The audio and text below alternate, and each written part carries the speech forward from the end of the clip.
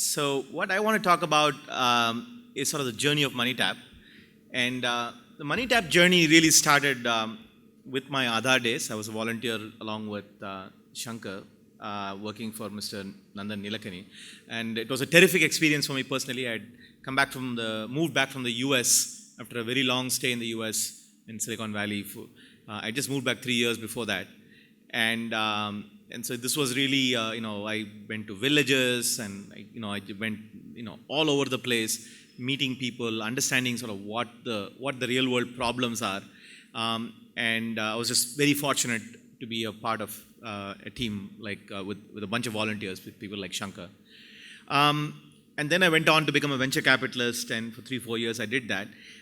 But there was one particular problem that had come up in the Aadhaar days, which always sort of intrigued me.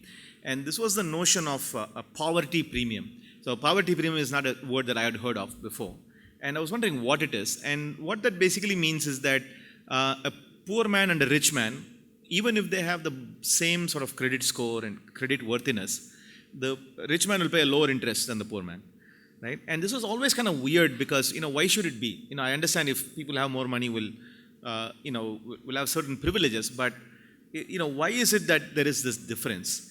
And we kept on looking at it, but I couldn't quite come to terms with it. And sometime in 2015, I sort of, I was getting an itch of sort of being an entrepreneur again, and I could already see what is happening with the Aadhaar ecosystem and some of these changes that Shankar had talked about, eSign, eKYC. And what I wanted to do was to sort of leave my, very cushy life as a venture capitalist and see if I could make a change with respect to credit, i.e. lending. And so that is the journey of MoneyTap. I started in February along with, I have 2 other co-founders who are not here today. And we formally created the company in October. And so let me just take you through the thought process of MoneyTap. So the ground reality, as almost everybody here would know, is that if you sort of look at the pyramid of India, it's not quite shaped like a pyramid because there are a lot more poor people and it gets very narrow at the top. And when it comes to sort of the problem of credit, as in lending, credit worthiness, etc., leave out the very, very tops, the Mallyas and the Ambanis of the world. They have a different type of credit problem, and they don't need people like me to solve it. The problem was that what you see that section as prime, it's a very, very small section of people, over 12-15 million people, are the ones that banks are extremely focused in solving their credit problems. And almost everybody else is kind of left out in the cold. There is a thin sliver which you see in the layer above the bottom, which is the microfinance layer. And that was very fascinating for me because even in the other days I went and spoke to a lot of these microfinance people. And the most fascinating thing for me was that the repayment rate for the microfinance institutions, and I'm sure some of you know this number, is a stunning number of 99.8% of those people pay back. Now, there is a lot of techniques that they use, joint lending groups and this and that to get the money back. But what was most stunning is that at the end of the day, people are paying back at that level. And the people at the very, very top, at the top of the pyramid, you see, they don't pay back. But the one slightly below that, the prime segment, they're also reasonably, after the 2008 kind of fiasco, the payback rate is reasonably good. About, maybe 2% loss rate is what the good banks run at.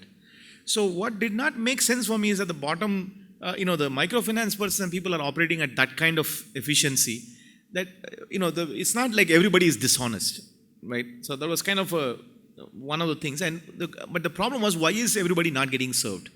And what are these people doing? So again, back in the other days, Shankar and I, we used to do a lot of research where we go and meet people and ask them, like, what do you want? So the journey started with actually meeting people. I met about we contacted about 1,000 people. We met them, talked to them on the phone, web questionnaire, so on and so forth, to ask simple question like, why do you need money? Right? Do you need money? Usually the answer is yes. Do you need credit? The answer is usually yes. The question was, why do you need money? And the first answer was, there was a little, maybe I shouldn't be so surprised, but the answer was kind of an assorted set of needs, right? So if you ask an American, about money and credit, they immediately say shopping and a credit card, right? Credit is associated with credit card. I'm talking about unsecured credit. I'm not talking about gold loans, home loans, and stuff like that. So when you talk about unsecured, as in no collateral credit, people always think about credit card in the West. But I think in India, it was people don't. I mean, because an average American gets up saying, "I want to, go shopping today," and the end of the day, they think like, "What have I shopped?" It's a very shopping-oriented culture, and the credit card is a product designed for that. Whereas our needs turn out to be much more assorted. I need to pay the school fees, my cousin sister is getting married, I need to send money home, I need to paint my house, right? Of course, shopping is a part of it. Some festival season is coming, send money to mother-in-law, birth in the family, death in the family. It's kind of like an assorted set of needs where people need money for. And again, it's not a big aha, except that we were asking them, okay, where do you go for this kind of money? If it's beyond the money you have in your savings account, what do you do? And the surprising answer was nobody even thinks of going to a bank for this kind of need. Everybody goes to a bank if you need a home loan. Maybe you need to buy a vehicle. But if for this kind of need, you don't go to a bank. So the first port of call is basically a chacha somewhere. Everybody has like one rich uncle. But this comes with some catch, right? So you can take money from Chacha, but at 4 o'clock in the morning, you have to go to the railway station to pick up the bags when Chachi comes to the town, right? It's like all this sort of unwritten obligations that it comes with, and especially for the younger India, and I put myself in the older India category, they don't have such a strong relationship with the family because people have moved around, and it's a little bit a hesitant thing to go and ask somebody for money. And for those who don't have rich uncles, there's chit funds and money lenders and the whole assortment of ecosystem of people who are providing a need.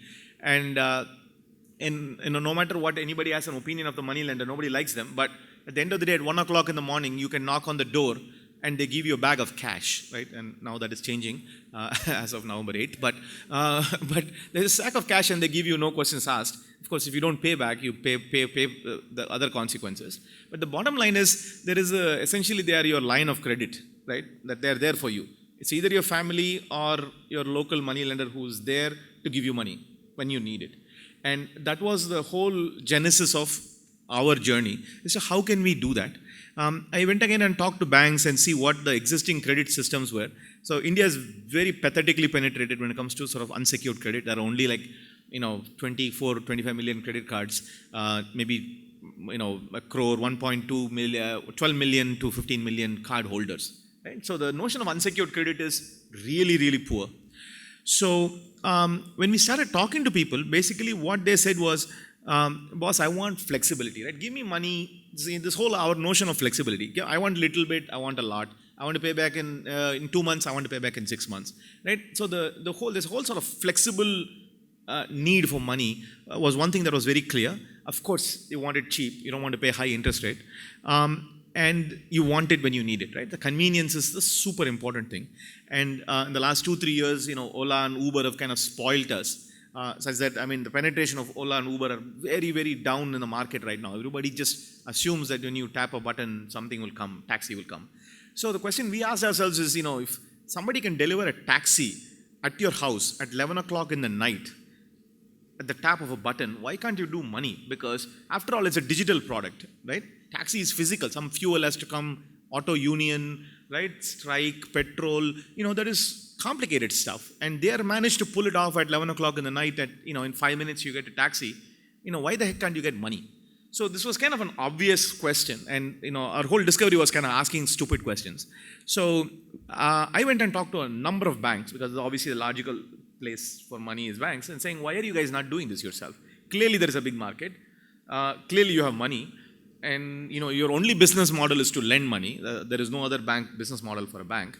So the question in terms of why they were underserved, after digging a little bit, first of all, the process is like super complicated and it's completely broken, right? There are like 18 steps, files, folders, collecting the information about the person, verifying the information about the person was like a mess, just collecting the information. And then the whole notion of underwriting, which is evaluating for credit, is very manual. It's all human, right? So this, part of Bangalore or this part of Delhi, this is a bad credit. Right? That was a rule that they operate in. So you live in certain parts of Bangalore, you will not get credit, no matter who you are. And these are all unwritten rules. And when that person goes to the other bank, that knowledge goes with that person, right? And there is no verification, is that still true? Can we look at other information, right? So I don't believe in sort of whenever there's a huge, generalization, obviously there are opportunities. But as a result of the cost for them to underwrite small ticket loans or credit is so high that they basically prefer to give high ticket items, right? So if you ask a banker, he'll say it's not profitable for me to lend anything less than 3 lakhs. Now, that might be true. And so they will lend only above 3 lakhs, which means that the guys who get eligible for 3 lakhs are the top of the pyramid, right? So that's why it gets pushed up a little bit, right? Instead of saying, so what the question they don't ask is, how can I lower the cost so that I can lend to a lot of people? Because they assume that the cost is fixed. I cannot change that. That is the first assumption that they make, and above which the whole business, their business is built.